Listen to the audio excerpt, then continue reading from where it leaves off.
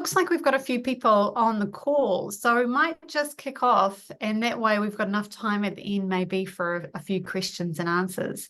So welcome everyone, I'm Bianca and I'm hosting today's session along with Andy Cooper. We're from the Business Agility Meetup group, so thank you very much for joining us today.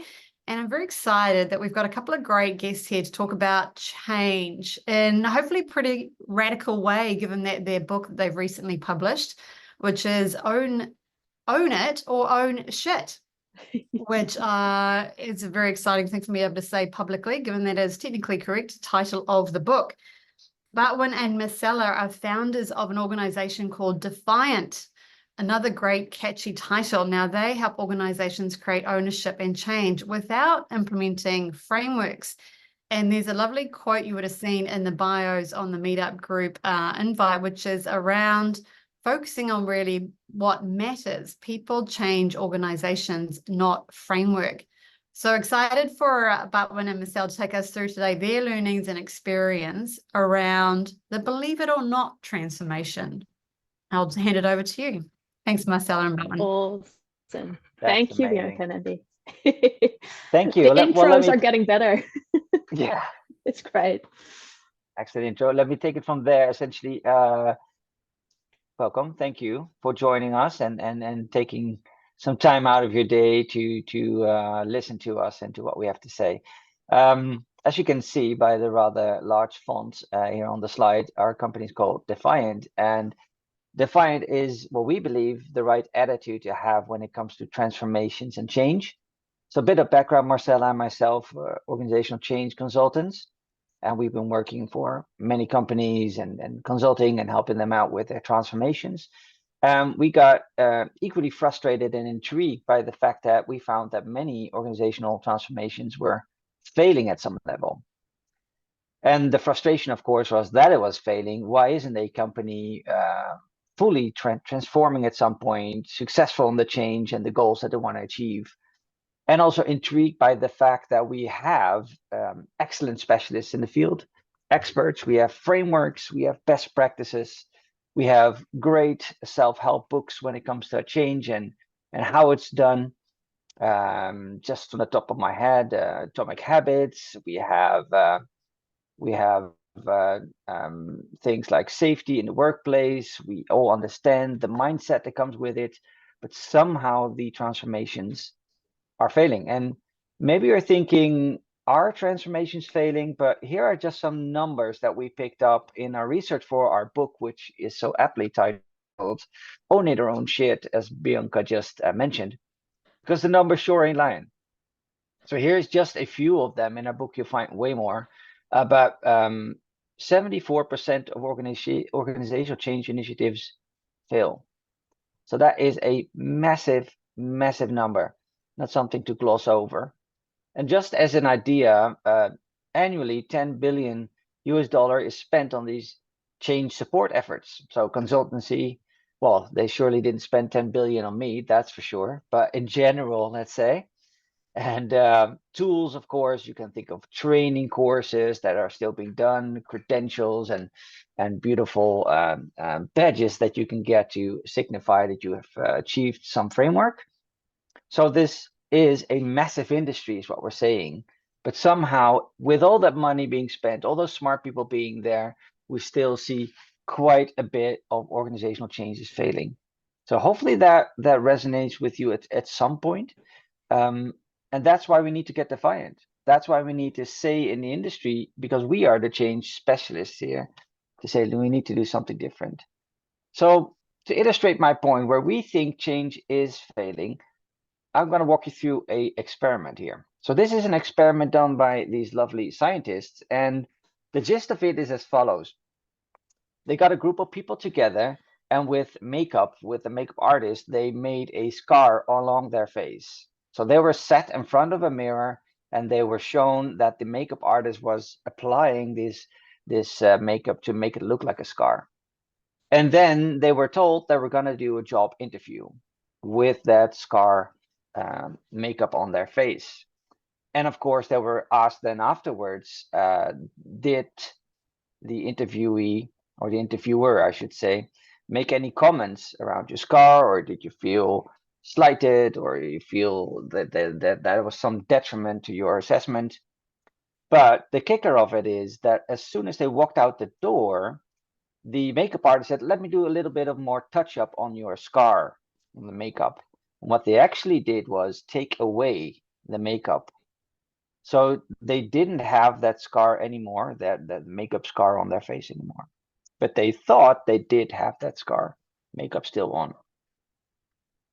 And the outcome of this research was that many of the participants in this research later reported that they felt that the interviewer was either making a comment about the scar tissue on their face, or either were misjudging them because of the fact that they thought they still had the scar makeup on their face. So the interesting thing here is that even though it wasn't there, they believed still that that was impacting the interview that they had and impacting the assessment of the person that was interviewing them, even though they didn't have that scar makeup on their face. I thought this was an interesting experiment on how the brain works, how our belief system works once we've locked that in and your brain is starting to tell you that that might be the case. So priming it. So part of this experiment and part of the reason that we want to talk to you today about being defiant in organizational change is the fact that we have a belief, a conviction, right? It's not a religious belief, it is belief that we are convinced about something. And this belief is not always visible, especially not in organizational change, right? It's difficult for us to see it. However, you can hear it. And before you think, how can I hear it? This is where Marcella will take you through a short exercise on that. Yes. Take a look at these three people. They're all fictional. So if any of the names that you see in front of you is your name, no judgment here. They're definitely fictional. But like Bartwin mentioned, sometimes it's very hard to actually see what people believe. However, you can hear it. So what I like you to do is either grab a piece of paper or fill it in on your notepad, on your laptop, whatever is easiest for you. Write down per person. So for the Andy, for the Nancy, and the Nick, what do you think this person is actually believing by saying the sentence that is presented? So I told you so. What would that actually mean? What is the person actually believing? I'll give you a minute to write that down and to think about it. And then I will ask a few people to come forward and tell what they've written down.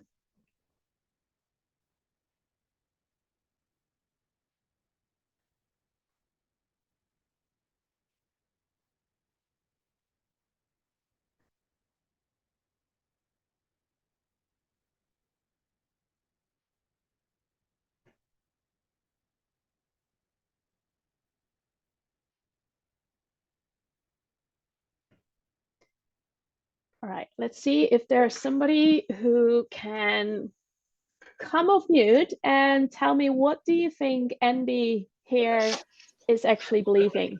Who wants to give it a go? I could give it a go. Yeah, awesome.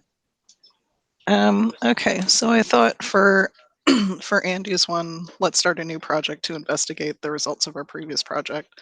I thought it was like, really, we should have like done the analysis before the project went in the first place. Yeah. So it's kind of like, you know, like beforehand. Yeah. Nancy's, I told you so. I was just thinking like, okay, like I knew this wasn't going to work, like kind of one of the naysayer type people. And then I would say like for Nick is just kind of like just general, like, oh, projects are just too slow. Like IT stuff's always just too slow. Yeah. Yeah. Thank you. Really good. Awesome. Real good. Anyone else? Did anyone come up with something else?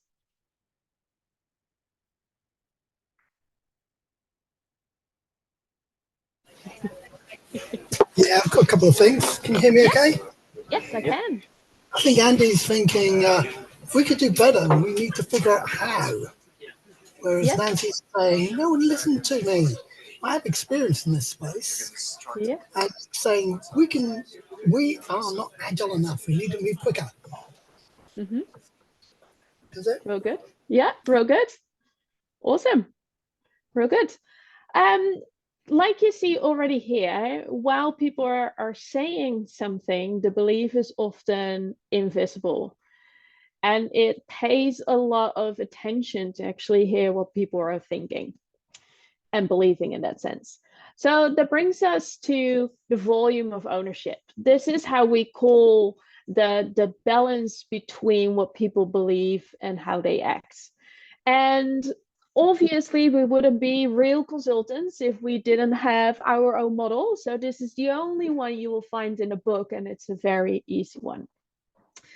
We talk about in the book about ownership and leadership. And we say ownership is leadership or leadership is ownership. Those two are for us pretty much one and the same. However, ownership lies pretty much in the middle of the balance between your driver, your actions, and your beliefs. And we'll go through that a little bit more in depth so that you understand where it comes from and what it actually means. So this is pretty much our model. We start off with a driver. A driver can often be explained as a goal that you work towards. So lots of the stuff is either getting the project done, getting to the deadline of the projects. It can be implementing a framework, implementing Scrum framework in the software department. Pretty quickly, just a few drivers, but I'm sure you can come up with a ton. And also for your personal life, you will see that it often motivates you to have some sort of a driver to move forward. Then the other thing that comes in is action. So if we often know what we want to achieve, we also know at least a few first steps that we need to take in order to get there. However, like what Bartwin mentioned in the beginning, is that 74% of organizational change initiatives tend to fail. And this is when we did our interviews and research for our book. We came to the conclusion that most organizations and most people think they can create success by having a solid driver and a list of actions. Look at your own transformation in the organization that you work for. It often comes from this. A great story of what we need to achieve from your executive team, and then a bunch of actions that are either from your managers or the senior leadership team that tells you, all right, now we're going to hire the coaches. Now we're going to do Scrum. Forget about hours. It's now going to be called story points, and everyone, let's go. However, we also noticed during our interviews that this is actually not creating any ownership for people to say, got it, I'm going. And that's because in our belief, we miss an element here that actually calls you to take ownership of what you're trying to do. And this is the most important element of our model that says this is for us where failure or success is coming in. So right in the middle where those three overlap is what we say the form of ownership and leadership. If you balance your belief with your driver and your actions, you will create the highest level of ownership possible. However, we are all human beings, and that means that we are not always our best versions.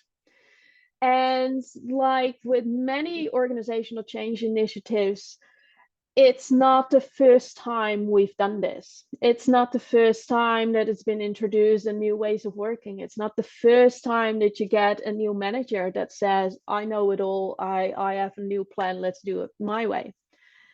So finding your unique balance for your ownership is often very hard.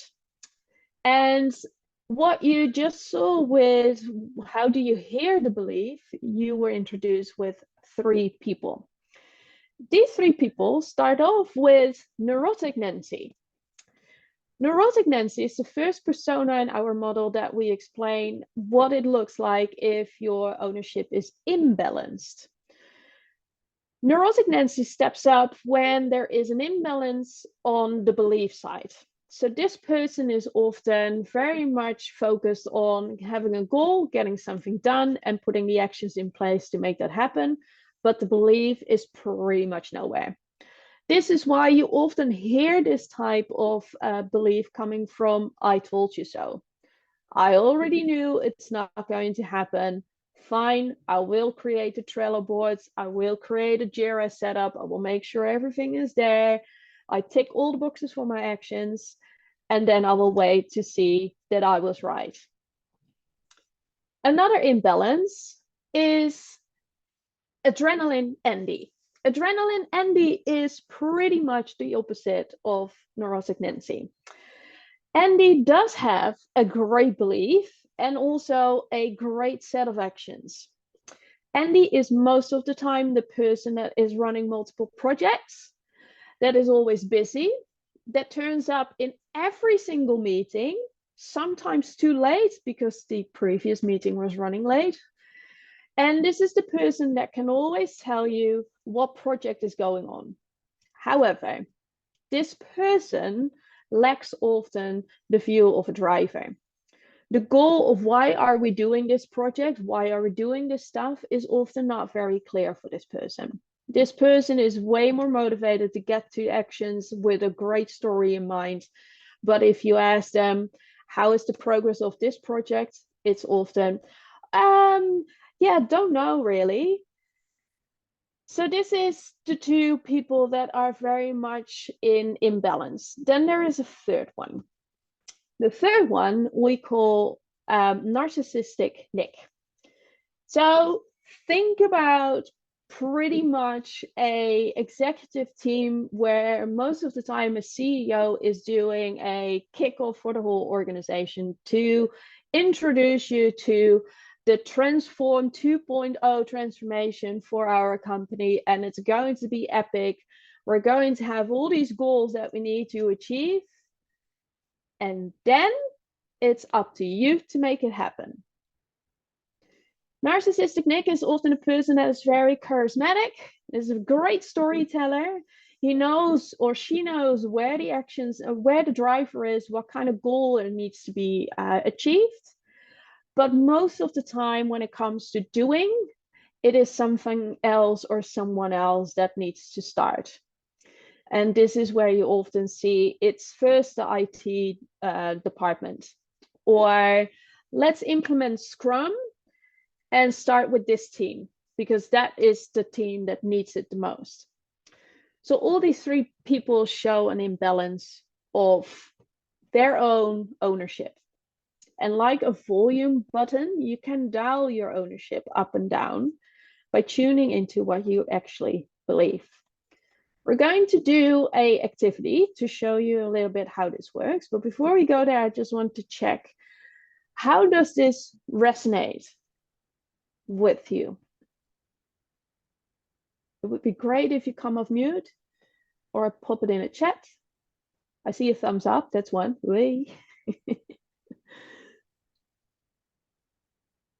Does this make sense? Do you hear this or see this in your organization? I can quickly comment on this. Yes. The three personalities, Marcella, we see, so I've personally seen shades of them. Obviously not exactly what, and it's difficult to find the exact one.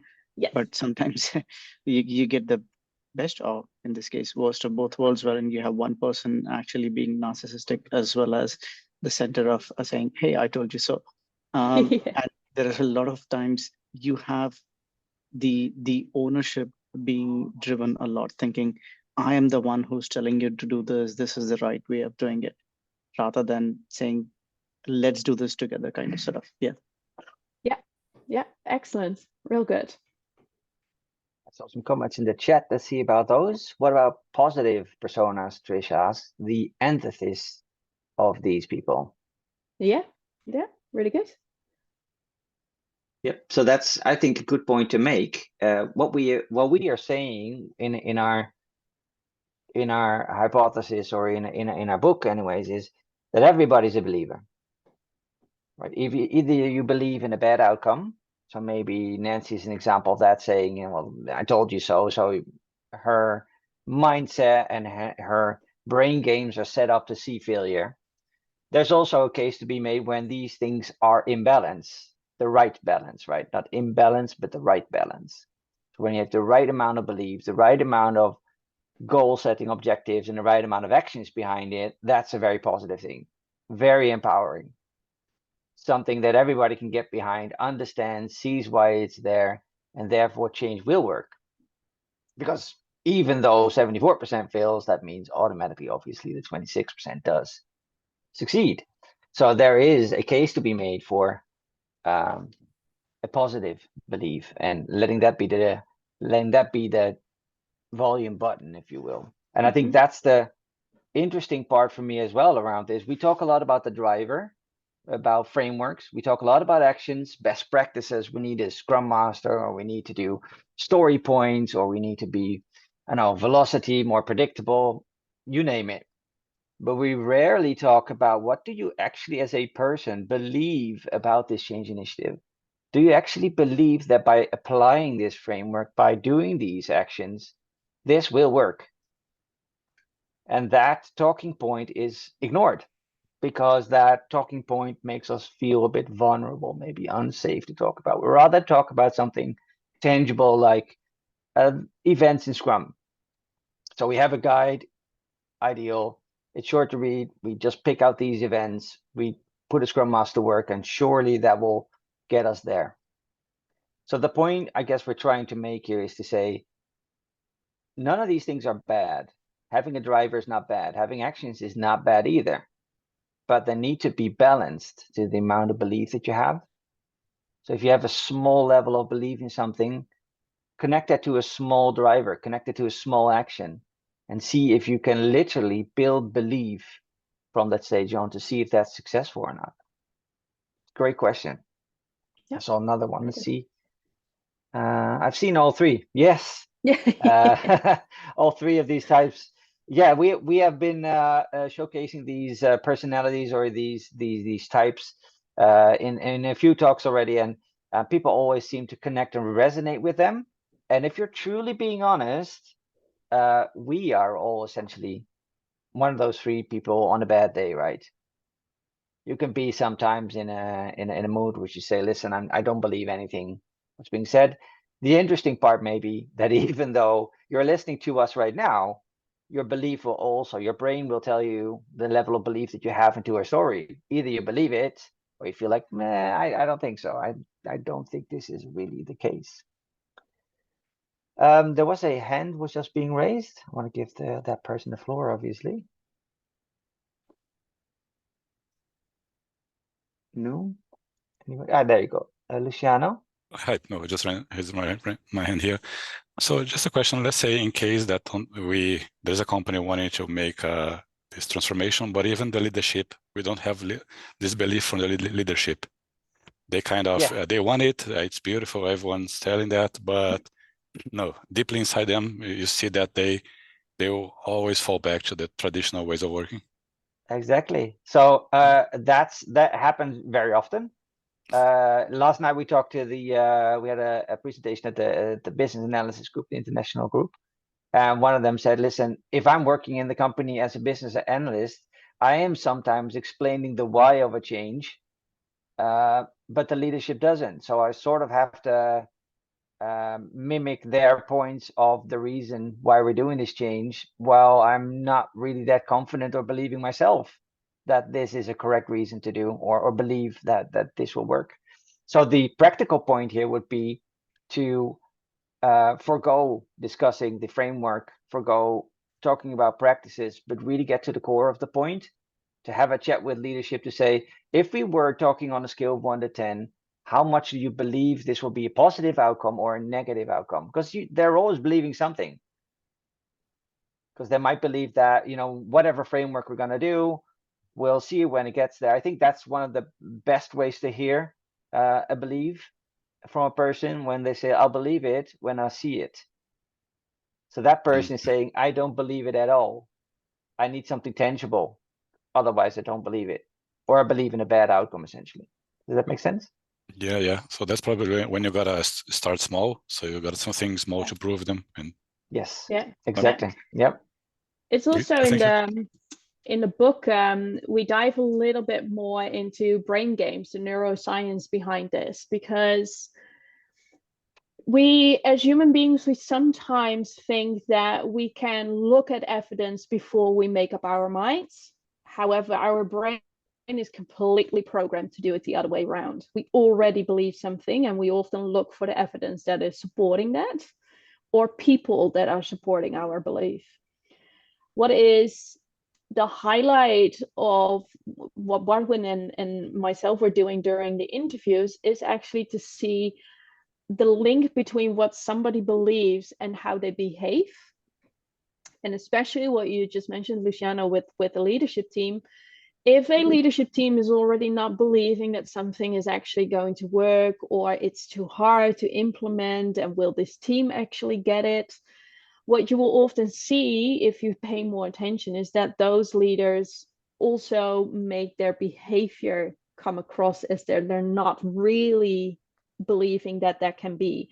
So for example, if a leader is thinking, I don't know if this team is actually really capable of following the process, that manager or leader can often put actions in place to micromanage, to gain more control, and looking at like, okay, let's see if I'm right or not, while he or she is maybe unaware that doing that is going to cost the team already, well, quite honestly, a high percentage of certainty that that team is going to fail, because they feel like they don't have any trust to look and how they do it. So it's understanding that your belief is causing your behavior. And if you see certain behavior, it's interesting, instead of saying, hey, you behave like this and I don't feel like that is going to be beneficial, to switch the conversation and into like, hey, I observe this behavior. How come? What are you actually believing? Where does this come from? Yep, that's a good point. Thank you. Awesome. Good. Should we do I an got one- activity, Bartwin? Maybe just one more question, or Yeah. should we park Oh, yeah. that for later on? Suno asks, what is your experience about rewards influencing behavior? Do people suspend their beliefs when they are incentivized to behave in a certain way? Really, really good question. I might be the worst person to ask anything about incentives, because I absolutely dislike individual KPIs and therefore individual incentives. My personal opinion is that an incentive is going to set your belief up in a way that you will fight for your own. And if that is the case, you will see that that becomes the belief. I need to make sure this project is getting done by this date, otherwise I won't get my incentive. So I'm going to push my team, push the BA to get the requirements done, push testers, test harder, or skip a test because otherwise we're running late. It's all with the belief more linked to, then I am successful and get my incentive, instead of the belief of this is the right project or we're at the right team. So I do believe that incentive is definitely, an individual incentive is definitely turning up that volume of ownership, but not so much the ownership of correct and safe environments per se. Yeah, that's a great research around this topic from the researchers Ryan and Daisy, who came around with the self-determination theory. So essentially, what motivates, how do you get intrinsic motivation? So not extrinsic, so people giving you something and therefore you're doing it, or you have a deadline and therefore you are motivated to do something, but intrinsic, so coming from within yourself. And the three elements that they call out there is if somebody feels autonomy to do a certain action, so it's not forced upon them, but you have autonomy and openness to choose. The competence to do it, so it's not without of your reach to do something, and connectedness or relatedness to others. So I think the interesting part, and why I'm talking about this, is research shows that if you incentivize with monetary rewards or something else, that works on the short term only. And the bad part is, after that, if you don't get that incentivification again, So another time a monetary reward or something else, it becomes worse for you. So you've been rewarded one time, but then the second time you don't get rewarded, you feel like, well, why would I bother? Because I'm not getting rewarded anyways. So I think when it comes to building belief, when it comes to building something that would make a change last, we would be way better off to connect with people on their feelings of autonomy, on a choice of feeling them, if they're competent enough to do something with it, and if they feel related or connected to the people around them. The people element is so critically important in any change, and we somehow we tend to not forget that, but ignore it. We'd rather talk about the tangible stuff of framework and actions than actually what we think and feel as a person we believe is going to happen with the change. Great questions. Love it. Let's move on to our exercise, and then we'll take on some more questions because I really enjoy those. Thank you so much.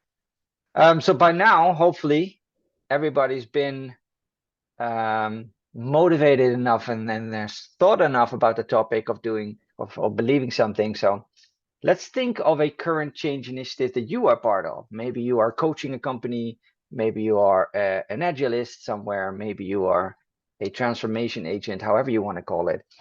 A current change initiative that you are part of. So let's think for yourself a second here.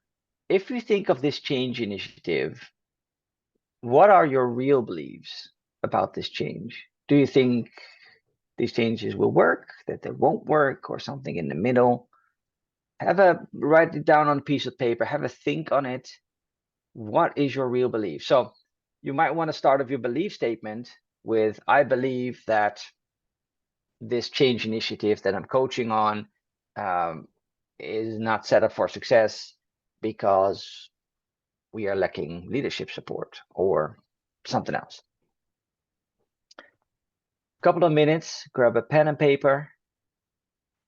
Don't overthink it. Your brain works lightning fast and will tell you exactly what your beliefs are. What are your beliefs on the current change initiative that you are part of? And you may have a couple of them.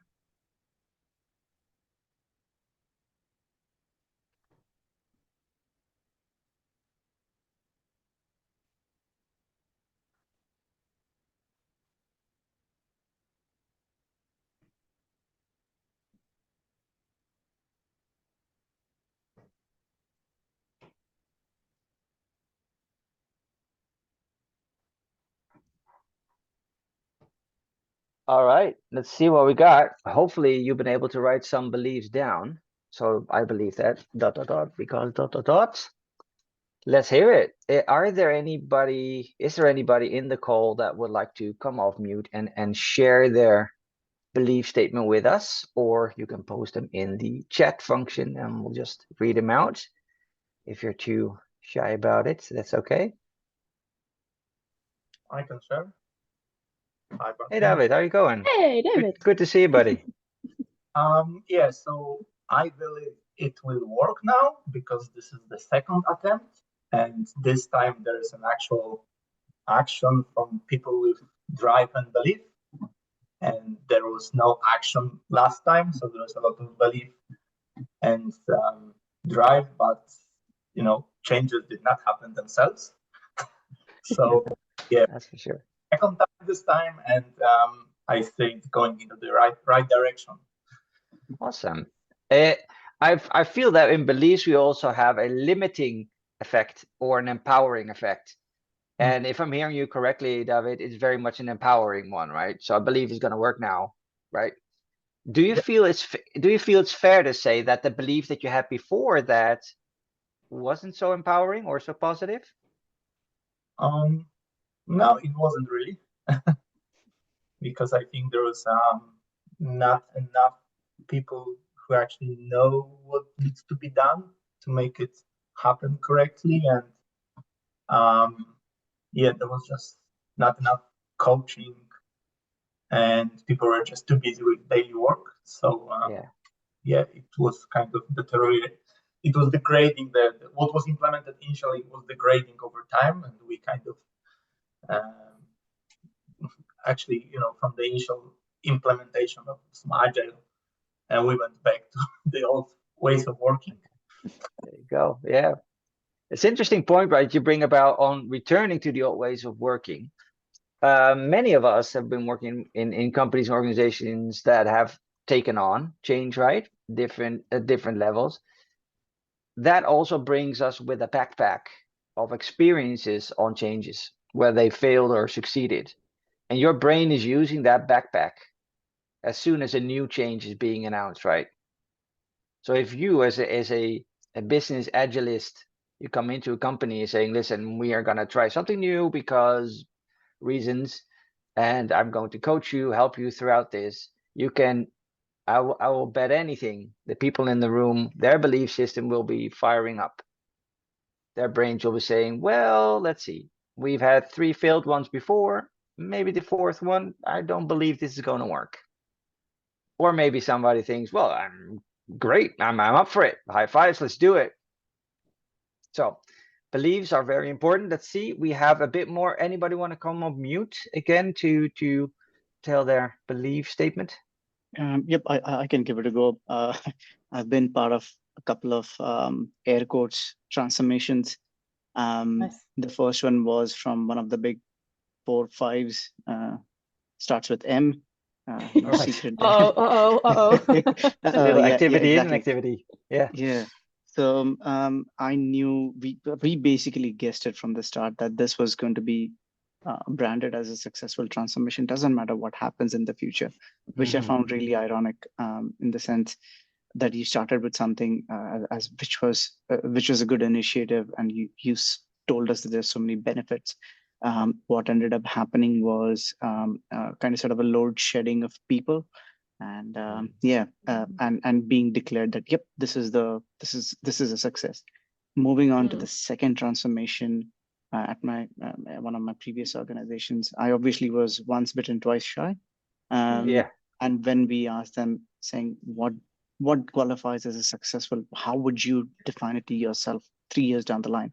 This was a successful transformation, and there was a lot of but ifs that. So we didn't know what success looked like, and yes, it was branded as a successful transformation as well. So the reason I actually joined this was because I could resonate with the fact transformations are more often not successful, but they're still branded as one. Yep. That's an interesting point. Yeah.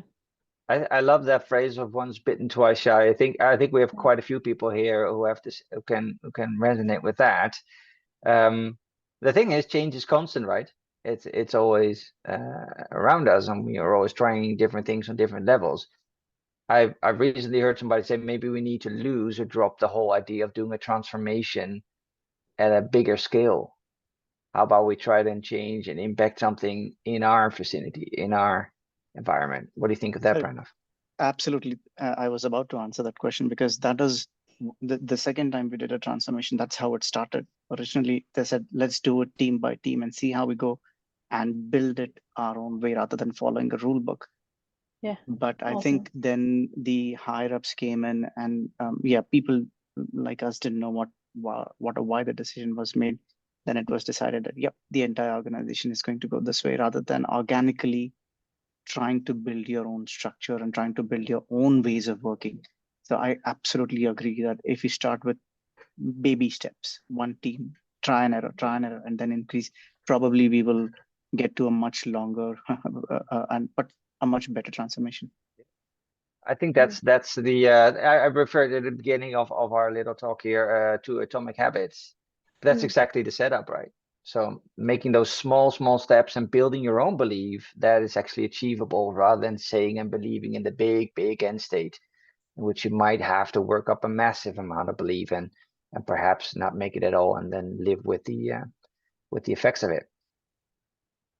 I want to call up one more. It's in the chat here from Trish. I believe that the organization will not change for the better because the main driver of leadership is not the same as that of the team, though the team is very positive and the leadership think/believe they are being positive.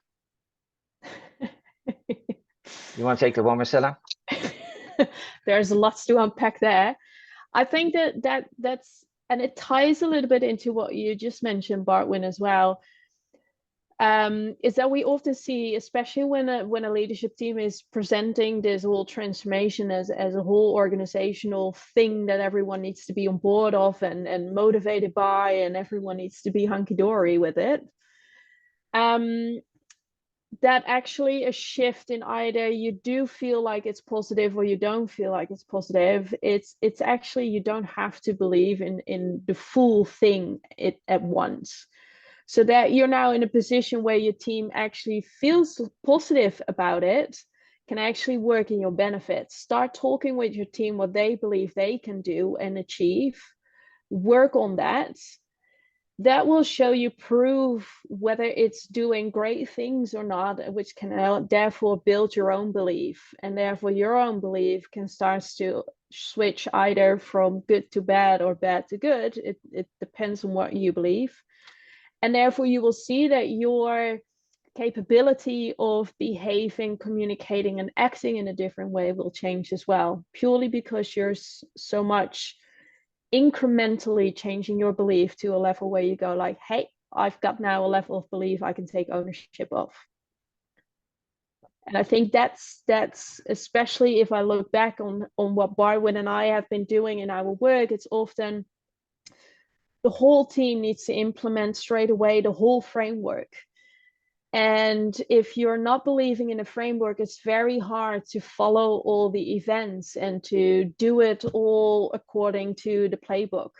But if you start by asking a question, hey team, what do you think would benefit us right now the most? And if that is creating a session where we can talk about how we work together and get to know each other a little bit more, start on that. Make that your driver, make that your action. If that is the belief, off you go. You will see as soon as you start doing that you can understand what is changing. You can see what it does with your team. And from there you can say, hey, if this is actually working, should we now look at maybe to plan for 2 weeks instead of a never-ending project and see how that works?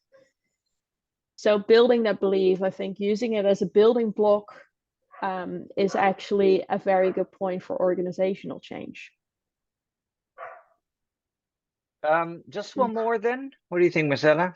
Yeah, go ahead. You have so many great examples here. I want to go to Mike here because he doesn't have a mic, ironically, but he is Mike. I believe that it helps for an organization to have a framework / process in place purely for the sake of having something semi-organized. Will it improve speed to market / better products, etc.? Not in the short term and not directly and hard to measure, but without a decent framework, everything will be more stressful. Yeah. So I think that's a great statement to say. We're talking about belief a lot in this session, right? But it is the balance of the 3 elements together. So you still need a driver, still need objective, a process, a framework, something to align to. You still need actions, otherwise nothing's going to happen. If you have a whole lot of belief, but nothing else, you got somebody just with a microphone shouting, I listened to a TED talk and this is amazing and we should all do it, and massive amounts of belief and let's go team, but nothing happens. So I think the key point we're trying to make here is to have a balance of all 3 of them, but it should be adjusted to the volume of your belief. If you find that your leadership doesn't have a whole lot of belief or a whole lot of belief without driver and action, rather focus on what's near in your vicinity, your team. What do they believe? What are the things that we believe that will work out well for us? What's the first thing that we can do? And be agnostic to whatever framework. There is no silver bullet out there, right? Whether it's, I don't know, SAFe, Scrum, Kanban, Scrumban, all the jargon that's around that. I think we need to be honest here. There is no silver bullet. And the fact that we keep to ignore this level of belief that we have in frameworks and practices is essentially in the core of it are an uncertainty, a fear around the change that is being presented. So how is it going to impact me? Is my role going to change? What's going to happen out tomorrow? If I don't do this, what's going to happen there? And the baggage that we have from field change initiatives in the past. Let's do one more trick here. I love this little. Are you ready, guys? Ready for a little brain experiment? Is this train arriving or leaving? So if you look at where the train is to in the tunnel, it seems to be going to the left. But if you look at the other way, to the right of the picture, the train is coming right at you.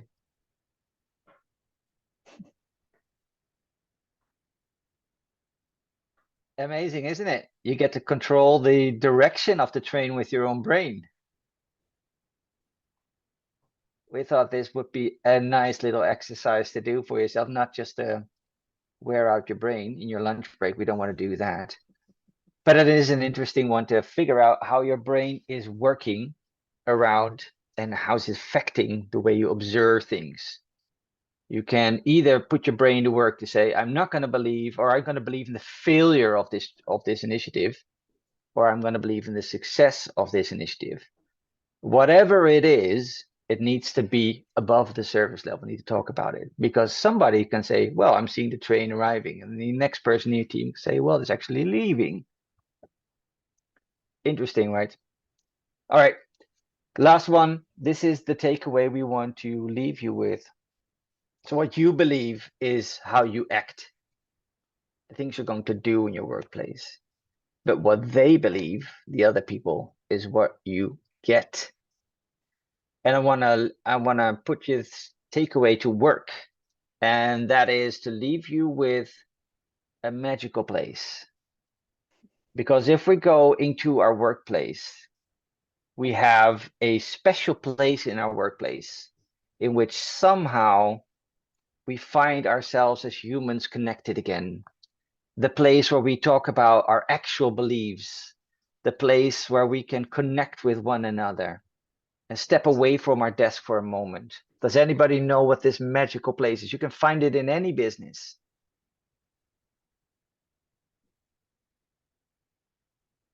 No more, and you need a little clue, a little more hint.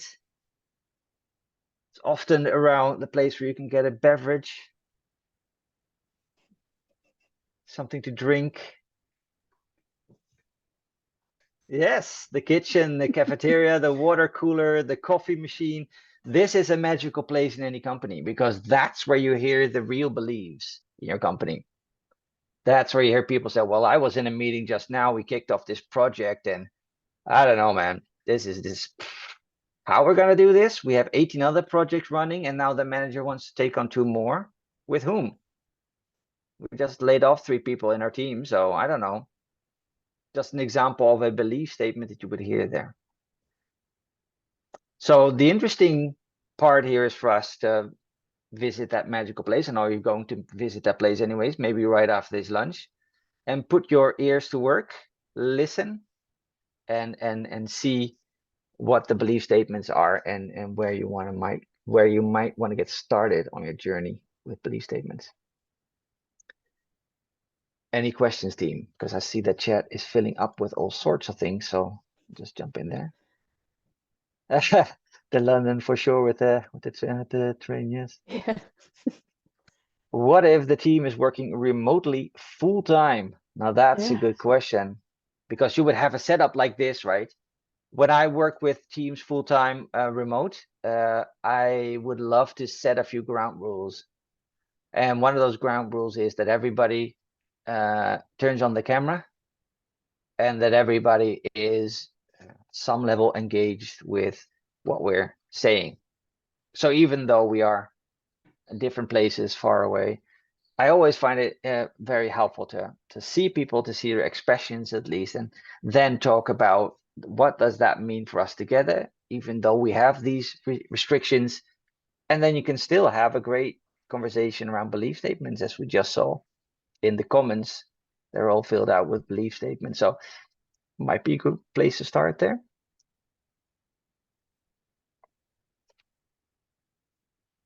Any other questions that we have?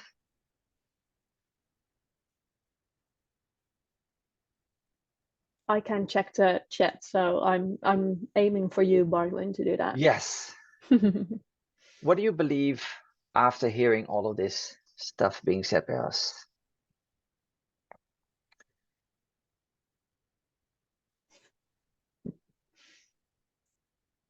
You may use our book title. It's all good. If you would like to know more about the book or where you can find it, I put the link in the chat as well. It's for free to download. You get, of course, the model and everything that comes with it. Just 50 pages to read. Apparently, that is good information to know. It's not a 200 pages novel, so you can easily read it in just a few hours. Oh, good. Sounds fabulous. Marcella and Bartwin, thank you so much for joining us today. Just one question from me. If people want to continue the conversation with you in any shape or form, are you talking again soon? Can they reach out to you if they have further questions? How do they go about that? Yeah. Bartwin and I are both on LinkedIn, so happy to connect and chat from there. Always keen for a coffee, so let us know. Next week, we're in Wellington. We're doing a workshop and a lightning talk at JFAC. So anyone who is there, we'll see you there. And at the end of May, beginning of June, we'll do an Agile Auckland one in person. So we do that a little bit more of a workshop thing. So that's it. Fabulous. Awesome. Thank you so much. Such an exciting and stimulating conversation to get into this topic of change and introducing the power and the role of belief, not something that you hear of very often when it comes to organization transformations. So a really great lens. Thank you so much. And if anyone wants to reach out to them, I totally encourage it. They're great people to chat with and have that coffee as well. I've done it myself, so I would totally recommend. All right. Thank you everyone for joining us as well. Awesome. Thank you so much. Awesome. Thanks, Bianca and Andy. Appreciate it. Thank you. Thanks, everyone. Have a good day.